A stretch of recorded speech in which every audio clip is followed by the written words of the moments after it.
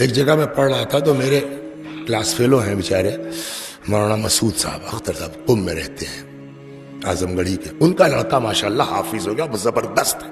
تو ایک مسجد مجلس میں تھا تو میں نے کہا بیٹا ہم کسی اور کے ساتھ تجھے سارت نہیں، تم اپنے بچے ہو، ذرا کھڑے ہو کے بتاؤ یہ آیت کتنی جگہ قرآن میں، مجھ کو تو نہیں معلوم۔ کیا؟ اقیم الصلاۃ، ڈاکٹر صاحب آگے، وآتوا، ہے نا، سب نے دہرا دیا نا، سب کو یاد ہے۔ کتنی جگہ ہے معلوم ہے اس طرح کے، اس ٹون میں آیت؟ اس لڑکے نے کہا 28 جگہوں پہ قرآن میں ہے۔ کیا؟ اقیم الصلاۃ وآتوا الزکات، ایک دو جگہ نہیں ہے، جہاں بھی قرآن نے نماز قائم کرنے کی بات کی ہے اکیلے نماز کی بات نہیں کی ہے۔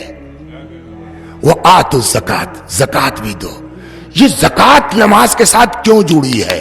اب پیغمبر کی حدیث سنیے، ان اللہ امر بثلاثۃ مقرون بها ثلاثۃ اخرى، اللہ نے 3 چیزوں کا حکم 3 چیزوں کے ساتھ جوڑ کے دیا ہے، اس طرح کہ پہلی گڑبڑ دوسری خود بخود۔ جیسے دنیا میں ہے، سورج نکلا ہوا ہے، دن ہے، سورج ڈوب جائے، چاہے جتنی روشنی کر لیجیے آپ، دن لا سکتے ہیں آپ، سورج گیا دن گیا۔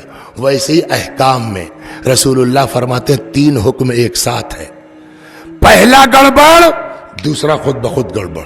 فرماتے ہیں امر بالصلاۃ والزکات، اللہ نے نماز کا اور زکات کا حکم ایک ساتھ دیا۔ فمن صلی ولم یزکی، اگر کوئی نماز پڑھے زکات نہ دے، لم تقبل صلاتہ، اس کی نماز بھی قبول نہیں ہوگی۔ زکات کا کیا مطلب ہے؟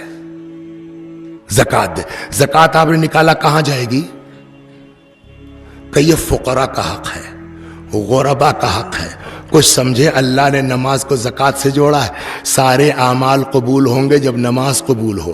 نماز کب قبول ہوگی؟ جب زکات دو گے۔ زکات کا مطلب یعنی غربا کی مدد، مطلب سیدھا یہ ہے میں اپنی بارگاہ میں تمہارے آنے کو اس وقت تک قبول نہیں کروں گا جب تک میرے غریب بندوں پر توجہ نہیں کرو گے۔ مذہب یہ ہے، دین امامے کا نام نہیں ہے، دین قبا کا نام نہیں ہے، دین خطیب کا نام نہیں ہے، دین یہ ہے دین کو تو اب اسلام کیا ہوا؟ کلمے کا نام نہیں ہے۔